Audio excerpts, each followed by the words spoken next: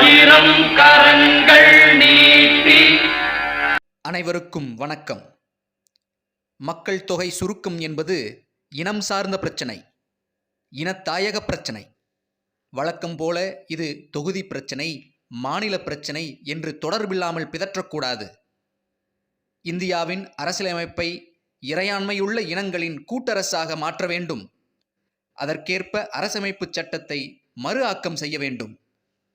மாநிலங்களின் ஒன்றியம் என்பதை சிந்தையில் இருந்தே நீக்க வேண்டும். தேசிய இன அரசுகளிடம் அதிகாரங்கள் பரவலாக்கப்பட்ட நிலையில் எல்லா இனங்களுக்கும் சம எண்ணிக்கையில் உறுப்பினர்கள் இருக்க வேண்டும். இந்திக்காரர்களுக்கு 100 என்றால் தமிழ்நாட்டுக்கும் 100 தான், நாகாலாந்துக்கும் 100 தான். அப்படிப்பட்ட இறையாண்மையுள்ள சம எண்ணிக்கையில் பிரதிநிதித்துவம் உள்ள இனங்களின் கூட்டரசாக இந்தியாவை மாற்ற வேண்டும்.